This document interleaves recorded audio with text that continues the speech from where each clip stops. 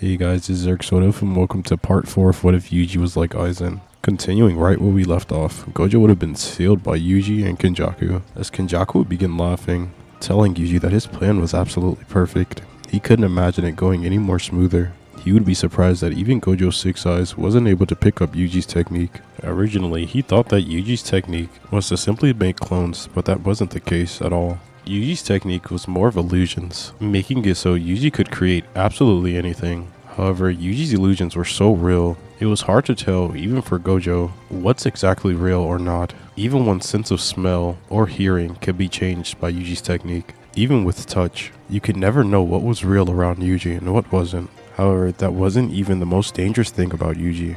Yuji had an almost bottomless well of cursed energy, and his intellect was ridiculous. Putting that kind of mind inside of a Jujutsu sorcerer was terrifying, especially for someone like Kinjaku. He could never realize what Yuji was actually planning or what he was trying to do. Even if Yuji would outright tell Kinjaku everything, he still couldn't trust it. However, Yuji would begin laughing, telling Kinjaku that they have so much more that they need to do. This was only the beginning. Since Satoru Gojo was sealed, Yuji wants to do something. He wants to put his practice into play. He's been learning on how to turn something into a cursed object forcefully. Once they were done with everything in Shibuya, they were going to go back to the Jujutsu High headquarters and take on Tengen. Yuji was sure they'd probably have someone there protecting them, and since Satoru Gojo has been sealed, security will probably be at an all-time high, but Yuji would simply say that there was nothing they need to worry about. He's out-trumped Tengen's barrier techniques a long time ago. He would plan out with Kinjaku some more, telling him that he should set up everything here, while Yuji goes back to Jujutsu High and finishes up things there. He would still remind Kinjaku though, that if he continued to plan without him, Yuji was simply going to kill him and ruin everything he was working for, so he'd better be smart about his decisions. Kinjaku would simply laugh and say that he wasn't going to risk his 1,000-year plan simply over Yuji not being here, as Yuji would smile. However, the Shibuya incident would be an absolute massacre on the Jujutsu sorcerer side, with no one like Yuji to help around with Mahito. Mahito would be on a rampage, turning humans to transfigured humans left and right, overwhelming the sorcerers. At the same time, this would cause the grandmother to reincarnate Toji's vessel, causing him to go on a rampage as well, killing sorcerers left and right, and then going after the cursed spirits themselves, or he would eventually fall to Mahito. However, right after that, Mahito would then fall to Kinjaku. Kinjaku would laugh as he begins absorbing Mahito, telling himself that he can't believe that his plans are going this smoothly. Sukuna is his own vessel, doing whatever he wants. His plan for Shibuya went off even smoother than he thought it was going to go. He was able to absorb Mahito easily, and even Jogo. As more sorcerers would hurry up and try to take down Kinjaku, he would use a Uzumaki on them, killing them instantly, being able to extract both Mahito's and Jogo's techniques for himself, using auto-transfiguration in a widespread area, as he would tell himself that now he simply has to wait for Yuji, and in doing so, the culling games would then start. He would summon his millions of curses and simply wait for Yuji to come back from Jujutsu High School. He would laugh as he would gather with Sukuna, giving him the finger that Yuji had gave him. He would begin to tell him that things were getting extremely interesting, and in just a few moments' time, Sukuna will be able to do whatever he wants, truly. No more having to hide behind the shadows. They had already found a couple more fingers that Yuji didn't have and fed them to Sukuna. Yuji had 5 fingers left, and he intended on holding on to them for as long as he could. He was going to make sure to use Kinjaku until he was completely sapped up and dried. He couldn't wait. Getting back to the Jujutsu High School, Yuji would have walked into the barriers of Jujutsu High, going straight to where Tengen was. As he would walk through the barriers, the room around him would be completely white. He would tell Tengen to not make this even more difficult than it needs to be, as Tengen would begin to talk to Yuji, telling him that this is not the path she intended for him to go down. Yuji would laugh and tell Tengen that the path that he wanted to go down was already set in stone, and there was nothing she or anyone could do to stop it from happening. From the moment Yuji's grandfather died, he knew exactly what he wanted to do, what he needed to do. He wasn't going to let anybody stop him, even if that meant betraying the entire Jujutsu world. This was simply for the better. Tengen would then ask Yuji what is he going to do about Tengen and Sukuna then. Yuji would tell Tengen that he has his own plans for them, and that she shouldn't overthink it. Yuji is a lot smarter than he looks, and he knows exactly what he's doing. Even though he has to sacrifice Tengen for his plans, he would hope that she would make things easier and understand this was for the greater good. However, even if she was to put up a fight, Yuji would quickly subdue her. Tengen would tell Yuji that she was disappointed in him. She thought that he was better than this, better than Kinjaku, better than whatever he was doing right now. Trying to change the world for the better, this wasn't the way to do it. There were numerous ways that he could change the world. However, the path he was currently taking wasn't something he should be doing. Asking Yuji what would his grandfather think about this. This is when Yuji would stare at Tengen, having a straight look on his face. He would stare at Tengen, telling her to keep his name out of her mouth and that she simply doesn't understand. He was doing this for everybody and not just himself. As another voice would then speak up, this being Yuki Tsukumo, telling Yuji that she doesn't even know what his plan is, but it sounds stupid. Making the perfect world. She would tell Yuji that Tengen had told her that Yuji probably intended on coming back here in order to do something with Tengen herself. Yuji would tell Yuki though to simply shut up and get out of his way. He would tell Yuki that someone like her should understand this is the only way to go about it. Yuki would tell Yuji that this may be a good plan for him, however, there were still numerous ways they could go about it. Sacrificing Tengen did not have to be one of them. Yuji would then laugh, telling Yuki that as long as he has power in the world of Jujutsu, nothing could oppose him anyway.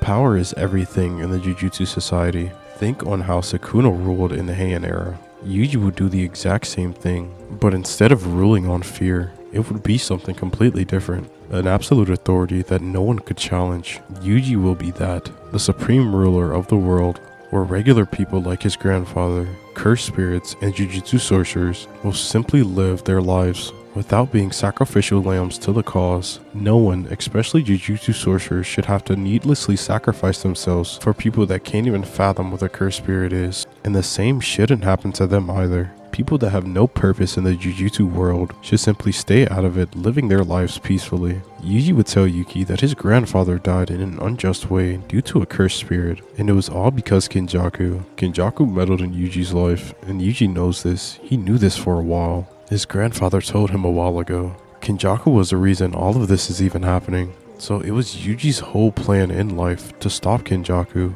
However, Yuji realized later in life that stopping Kinjaku wasn't going to put a stop to any of this. As long as cursed spirits and Jujutsu sorcerers continue to go neck and neck at each other, nothing will ever happen. The world would simply be in a continuation cycle of hatred, where Jujutsu sorcerers and cursed spirits kill each other unnecessarily, as well as taking out innocent lives in the process. Tengen did nothing but sit in the barrier and reinforce these Jujutsu beliefs. However, Yuji will not sit idly by and allow things like this to happen. If Yuki wants to try to stop him, by all means, she can do so. However, she will die in the process. Yuki, hearing Yuji's word, could tell he was absolutely serious. If she got in his way, she knew she would probably die, especially to someone like him. She's heard all about him from Tengen and how strong he actually is. Being the sole person to be able to seal Satoru Gojo was no easy task, as well as being able to take on at least 7 special grades by himself. Yuki may have been a special grade in her own right, but she knew and understood that Yuji was on an entirely different level. Yuji would tell Tengen that making herself a cursed object would make things a lot easier than Yuji turning her into a cursed object. It would hurt for Tengen and Yuji as well, because he doesn't want to do it. However, if he needs to, he will. He would ask Tengen one more time, would Tengen rather do this the hard way or the easy way? The choice is completely up to her. He will only forcefully go after Tengen if Tengen refuses. If not, and Tengen willingly subsides, turning themselves into a cursed object, Yuji will make sure to do everything in his power to fuse his soul with Tengen instead of completely taking it over. Working as one instead of working against each other, that's all Yuji wants to do. He would tell both of them that they heard his plan, and now they have the chance to choose. Which one was it going to be? They would all sit in silence for a while, before Tengen would eventually speak up once more. She would tell Yuji that she was willing to turn herself into a cursed object, as long as Yuji actually does what he says. Yuji would then tell Tengen that if she doesn't believe him, they could make a binding vow. However, Tengen would say that that wasn't necessary. She would tell Yuji that he may have been right. Tengen had been living her old ways, and maybe it was time for a change to happen. It wasn't as if Yuji was attempting to destroy the world like Kinjaku was. He simply wanted to make it a better place in his own ideals. Tengen would tell Yuji that she will do it, and that she hopes Yuji will stand true to his words. They both will make a better world for everyone and not just the Jujutsu sorcerers. Yuji would tell Tengen that it would take a while for her to transform herself into a cursed object, but when all is said and done, Yuji will consume her, and after that, they would go back to Kinjaku, and once Kinjaku starts the Culling games, Yuji will kill Kinjaku. Yuki would be confused, thinking that Yuji was working with Kinjaku this entire time. Yuji would then laugh, saying that he never intended on working with Kinjaku. He only needed to use him as leverage, making them believe they're both working towards the same thing. If anything, he would kill Kinjaku and force him into a cursed object. Down the line, he intends on sapping the energy out of the rest of Sukuna's fingers and taking it for himself. He was going to get rid of any obstacle that was going to stand in his way. Sealing Satoru Gojo was a necessary evil, because he knew Gojo would probably stop him. However, he would then tell Yuki that once he absorbs Tengen, he wants her to follow him. He knows someone like her has been researching on how to make the world or the Jujutsu society a better place, one where people could live peacefully and not in fear of cursed spirits, as well as Jujutsu sorcerers not needlessly sacrificing themselves in order to defeat cursed spirits. Yuki would simply tell Yuji she would think about it, and that at the moment she wasn't really trying to join anybody. However, if Yuji did promise to do exactly what he says and creates a world where everyone could live in peace, she would gladly join him.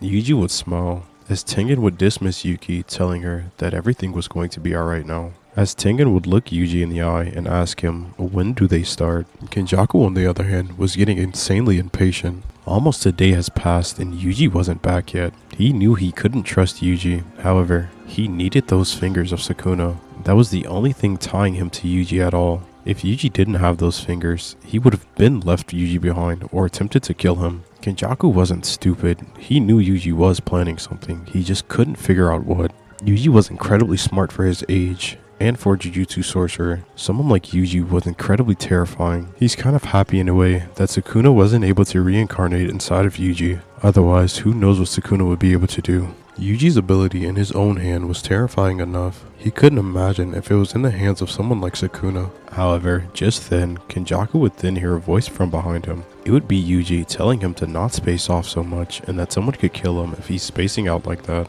Kinjaku would laugh, saying that Yuji wouldn't kill him yet, as Yuji would simply let off a smile. Yuji would then tell Kinjaku that now is the time. He's fully absorbed Tengen, turning them into a cursed object, and that they fused into one. Yuji now just needs the cursed energy from the Culling games to completely be able to evolve, and once he does that, the perfect world will come into fruition. Yuji had already heard Kinjaku's plan on how to create the Culling games, and how exactly he was going to do it. However, Yuji needed to believe that Kinjaku was in control. In doing so, Kinjaku would completely start the Culling games in front of Yuji as they had both agreed to do so. Kinjaku would laugh and ask Yuji if he plans on joining the Culling games themselves. Yuji would tell Kinjaku that more than likely he's going to, due to the fact that he wants to hurry the process of gaining cursed energy up, and he knows making rules and gaining points will only further that progress. It was a win-win for Yuji, as Kinjaku would have made it so that Yuji was a game master as well as Kinjaku, and that until either Kinjaku, Yuji, and Sukuna all died, the Culling games was to continue no matter what. Kinjaku and Yuji would then both enter the barrier, as Kinjaku would set up his own base of operations, as at the same time Kinjaku would then begin to laugh. In his head, he would begin to call Yuji an idiot, falling directly into his trap. The fact that Yuji has consumed Tengen makes him technically half cursed, along with that other blood painting. He knows the blood painting will follow quickly after Yuji, so in the beginning, he'll get the blood painting alone and completely absorb him, turning him into his own cursed spirit. And then after that, since Yuji had consumed Tengen, he was technically half a curse, being more cursed than human. And since he absorbed Tengen, curse manipulation should work on Yuji as well. He would laugh, saying Yuji didn't realize it, but he was already inside of his barriers. Things weren't going to go well for him. As Kinjaku would simply laugh, telling himself that he's truly outdone himself. He would regroup with Sukuna, where Sukuna would be at 11 fingers. He would then tell Sukuna that some of the sorcerers had survived, and if that he wanted to go make a ruckus, he could start with killing them. And he could take Urame with him if he needed to. His entire job was simply to create as much cursed energy as he could, and when they got to a point where Yuji was exhausted, they would take him on, leaving him at death's door and capturing him with curse manipulation. His plan was simple, yet it was the best possible plan that he could come up with at the moment. They were going to let Yuji fight as much as he could, exhaust him, wait for the time to strike, and then make everything theirs. And the Heian era would truly come back. However, Yuji was already 10 steps ahead of them. He knew Kinjaku probably planned on killing him, because he knew they were going to kill each other eventually. It was just a matter of who was going to outplay the other first. And Kinjaku didn't know it, but Yuji was leagues ahead of him. His first objective would be to take the prison realm, finding out where Kinjaku had held it, and giving it to the sorcerers. But in order to do that, he would have to get past Sukuna, which he didn't think was a big deal. The only thing was, his technique doesn't work when Sukuna uses his domain, due to the fact that Sukuna could simply send slashes everywhere he goes. Even if Yuji were to make illusions, it didn't matter how real they were or how real they weren't. Sukuna would simply slash through them, getting to Yuji eventually. He would have to figure out how to take down Sukuna first, and then move on to Kinjaku. Yuji had figured out everything in Jujutsu sorcery besides the domain expansion. Finding the true essence of his own technique, it was something he couldn't fully grasp yet. However, he was still just beginning his Jujutsu journey. He is where most people wish they could be as a Jujutsu sorcerer, and it's only his first year of being a Jujutsu sorcerer. So for right now, he was simply going to play along with Kinjaku.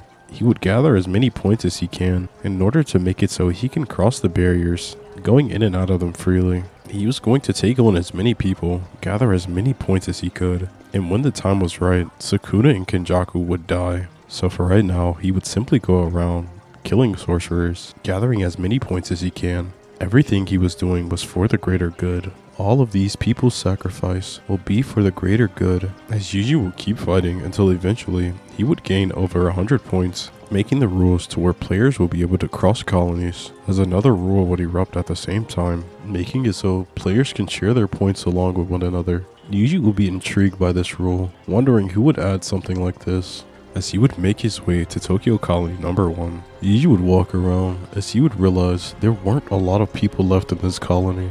All that were left were people who were simply hiding or trying to take out people who had just entered. 2 people had tried to take him out when he had first walked in here. However, he killed them almost instantly. Just then, he could feel a large wave of cursed energy coming from a theater. He would walk towards it. As he would walk inside, he would see a man sitting in a bathtub. He would ask the man if he was willing to die for his cause. As Higuruma would turn towards Yuji and ask him, is he the one that's been killing other people? He would tell Yuji that a player added a rule a while ago that allowed people to see other players' names and points. And Yuji's name popped up not too long ago. However, at the same time, he's been gathering points rapidly, faster than anyone he's ever seen. So that would technically mean Yuji has been going back and forth killing people non-stop. Yuji was simply a murderer in his eyes, and justice needed to be served. Yuji would then laugh, telling Higuruma that people like him who seek justice on other people are people who are simply trying to escape something from themselves. Justice is not some one-sided thing. Those who usually try to give out justice are ones who've done something, trying to gain redemption. Are you one of those people? Yuji would ask. Higuruma would simply sit silent for a moment. He would tell Yuji to stop trying to distract him with his words, and that it doesn't matter. Judgment still needs to be passed, especially for someone like him. He would summon his gavel in his hand, as he would summon his domain expansion, as Yuji would laugh, saying that this was interesting. An instant domain. This is when Judgment would put Yuji on trial. Higuruma would begin to explain the rules of his domain, as Judgment would put Yuji on the trial for killing people inside of the Culling games. Yuji had killed at least well over 20 people due to the fact that he's gotten 100 points and has still been gathering points at this moment. Yuji would simply laugh and say that yeah, he did that. He's not gonna deny it or try to fight it, as Judgment would then scream out guilty, confiscation, plus death penalty. As Higuruma would gain the Executioner Sword, Yuji would study the blade up and down, realizing since Judgment has told him death penalty, that sword is probably meant to kill him, so he would avoid getting attacked by it for now at least. As Higuruma would immediately rush in, slashing towards Yuji, going for a thrust. However, Yuji would simply erupt a barrier around Higuruma, causing him to be crushed. As Higuruma would be confused, he would say that he thought he took away Yuji's curse technique, as Yuji would say that he did take away his curse technique. However, he wasn't using a curse technique at the moment, as this would leave Higuruma confused. He couldn't understand. How the hell was someone like him able to use something like this? It felt like a curse technique, however it wasn't a curse technique. Yuji would then begin to explain to Higuruma that he was simply using barrier techniques that had his cursed energy infused inside of it. He could even create bigger ones the size of Shibuya itself if he really wanted to. However, he's never had the motive to do so. He would then tell Higuruma that he doesn't actually want to kill him because he seems like someone that would be able to help him with his plans later on. Higuruma has a strong sense of justice, and Yuji sees something in him. Yuji would then begin to tell Higuruma that yes, he has indeed killed a bunch of people. However, it was all for the greater good. Yuji believes that people like Kinjaku and his plans shouldn't come to fruition. He would tell Higuruma that Kinjaku's original plan was to gather cursed energy in order to merge humanity with Tengen. However, Yuji has taken Tengen and merged it with himself, but it wasn't done forcefully like Kinjaku would have done. Instead of doing what Kinjaku was going to originally do, Yuji was going to use the cursed energy Kinjaku gathered inside of the Culling games to merge that with himself, forcefully evolving himself with Tengen inside of him, transforming himself into an even greater version of himself, the perfect version of himself. Higuruma would then tell Yuji that he shouldn't have to kill people for his plan to come true. However, Yuji would rebuttal this, saying that these people are fighting tooth and nail. Some of these people shouldn't even be alive right now. They were revived from thousands of years ago, trying to get another chance to live. However, their time has been up. Half of them were modern sorcerers, and half of them were sorcerers of the past, but Yuji doesn't believe any of them should be the way they are currently. The sorcerers of the past should still be dead, and the modern day sorcerers shouldn't have awakened at all. Most of the modern day sorcerers immediately turned evil, attempting to kill others with their newfound powers. You are no different, Higuruma. Yuji would then disrupt his barrier as Higuruma would desummon his executioner sword. Yuji would continue talking, telling Higuruma that once everything was said and done, he was going to create a world where people like Higuruma thrived. People with a sense of justice will be able to thrive in his new world because Yuji doesn't want anybody else to die unnecessarily. Anyone that steps out of line, Higuruma could be the first person to deal with them if he wanted to, as long as he joined Yuji's new world. And after his perfection, Higuruma would tell Yuji that he would simply think about it, and that he still feels the guilt of the two people that he's already killed. He would then ask Yuji, does he not feel guilty for killing those that had nothing to do with the plan that he has? Yuji would put his head down, telling Higuruma that it's not that he doesn't feel guilty. He believes these deaths to be actually for the greater good. These people were forced to do something that Kinjaku wanted them to do. They had no choice in the matter. Yuji acted out of genuine concern. He wants the world to be a better place, and in doing so, he needs to gather the cursed energy that's possible, and the only reason for him to do that is to kill more Jujutsu sorcerers. However, he will take those with an actual sense of justice, or people who have somewhat of the same mindset as him, and make it so that when the new world is to happen and he kills Kinjaku and Sukuna, no one will ever question the authority of those in power. It will be a peaceful world where people can live in peace. No one has to needlessly sacrifice themselves, and the sense of justice will be truly upheld. Higuruma would simply close his eyes as he would breathe out. He would tell Yuji that he simply needs to give him time to think about it, and that if Yuji does actually intend on making a world where his justice is actually upheld, he will gladly join him. But for right now, as long as the Culling games are active, he will continue doing whatever he wants, enacting his own personal sense of justice until it stopped completely. Yuji would laugh and tell Higuruma that he looks forward to working with him in the future, and telling him that his next objective is to gain another 100 points to reinforce the rules once more. He would tell Higuruma that Kinjaku believes that he's the headmaster of everything, but Yuji had already erupted the barriers of the Culling games a while ago. Before he left to go grab Tengen, Yuji had erupted the barriers to the Culling games and maxed them under his illusions. Kinjaku never realized because his head was so far up his own ass. Yuji is simply using Kinjaku to get what he wants, allowing him to believe he has control. But once Yuji has gathered enough cursed energy, he will transfer the energy inside of himself, forcing his evolution and killing Kinjaku. The plan was simple. Higuruma would simply wave Yuji away as he would tell him that he looks forward to Yuji working with him. And I think that's where I'm going to end it off here. I'm really trying to get my upload schedule together, but life just keeps happening, so yeah. I'm going to keep trying to upload more consistently, but yet again, I am sorry for not uploading so much. But yeah, thank you for listening. Hope you guys enjoyed, and peace.